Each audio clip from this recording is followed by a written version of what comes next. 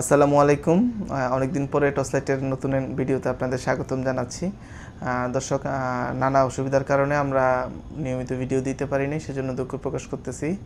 যাক, আগস্ট মাস চলছে, এখন আগস্টের এই সন্ধ্যায়, আজকে 20 আগস্ট, কি বলবো, কি নিয়ে কথা বলবো সেটাও ভাবছিলাম।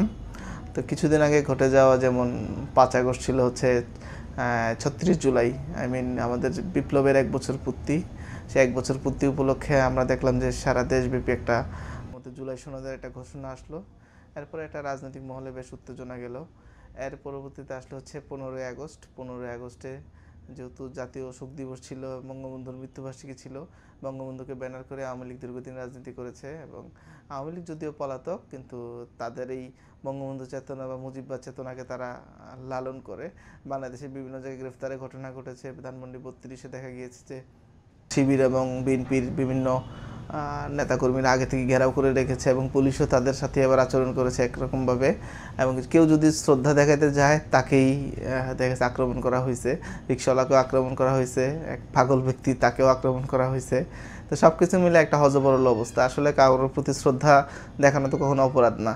আর এই অপসংস্কৃতিতে আমরা আওয়ামী লীগের আমলেও দেখেছি, তারা ওই সময় জিয়াউর রহমান বা কারো জন্মদিন পালন করতে গেলে একটা বাধা প্রদান করতো, আওয়ামী লীগ কোথাও কোনো বিরোধী দলকে স্পেস দেয় নাই।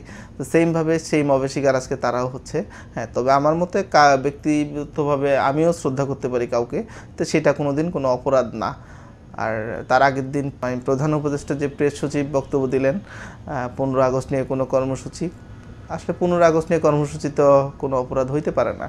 আওয়ামী লীগের কর্মসূচি, যেহেতু আওয়ামী লীগ সাংবিধানিকভাবে নিষিদ্ধ করেছেন, সেটার কর্মসূচি হতে পারে কি বলে কোনো অপরাধের সামিল। যাই হোক, সব কিছু মিলে খুব উত্তেজনার মধ্যে কেটেছে। এবং যেহেতু দ্বিতীয় 15ই আগস্ট ছিল, সরকারিভাবে আমরা একটা ছুটি পেতাম, সাধারণ মানুষ সেই ছুটি থেকে বঞ্চিত হয়েছে, তবে সেদিন শুক্রবার ছিল। যাই হোক, এই হচ্ছে আমার 15ই আগস্টের কথাবার্তা। আর তার মধ্যে আরও একটা বড় ঘটনা ঘটে গেছে, সেটা হচ্ছে সিলেটে সাদা পাথর নিয়ে। আপনারা জানেন যে সিলেটে কোম্পানিগঞ্জ হচ্ছে এই শ্বেত পাথরের জন্য দীর্ঘদিন যাবৎ বিখ্যাত। তো ওখানে একটা পাথর তুলে, নদী থেকে পাথর তুলে বিক্রি করা একটা মানুষের পেশা ছিল। তো গত 5ই আগস্টের পর থেকে লাস্ট 1 বছরে এখান থেকে প্রায় যত পাথর ছিল প্রায় সব পাথরই চুরি হয়ে গেছে, লুট হয়ে গেছে। এবং এটা দুঃখের বিষয় হচ্ছে সকল রাজনৈতিক দলের লুটপাতে অংশগ্রহণ করেছে, ভাগ নিয়েছে, এবং এর সাথে প্রশাসনও জড়িত ছিল। এই 1 বছর দেখার কেউ ছিল না। পরিবেশ উপদেষ্টা ঠেকানোর চেষ্টা করেছে, কিন্তু একা তো তার পক্ষে সম্ভব না। লুটের বেলা তো সব রাজনৈতিক দল এক, বিভিন্ন ইসলামিক আন্দোলনের নেতারা, তারপরে ভিপি নুরুল হক নূর, বিএনপির নেতা, জামাতের পক্ষে সবাই গিয়ে হচ্ছে শ্রমিকের অধিকারের পক্ষে কথা বলে পাথর উত্তোলন অব্যাহত রাখতে বলছে। কিন্তু আজকে দেখেন পরিবেশের এই বিশাল যে বিপর্যয়, এরকম দিন দুপুরে মনে হয় লুট করেছে। খুবই খারাপ লেগেছে অত বিষয়টা। আর চিনি উপজেলা কর্মকর্তা হিসেবে দায়িত্ব ছিলেন সেখানে গত ফেব্রুয়ারি থেকে। সেই নারীর সামনে পাথর লুট হয়েছে, এমন ভিডিও প্রকাশ পেয়েছে যে সেই নারী কোনো ব্যবস্থা নেয়নি। আর দুঃখের বিষয় হচ্ছে এখন যে প্রশাসন অ্যাকশন নিচ্ছে, এবং সেই তদন্ত কমিটিতে সেই উপজেলা ইউনোকে রাখা হয়েছে, উপজেলা যে কর্মকর্তা তাকে রাখা হয়েছে। তো আমি জানি না সেই তদন্ত সত্যিকার অর্থে কতটা অর্থবহ হবে। হ্যাঁ, তবে প্রশাসন যে আসলে চাইলে পারে।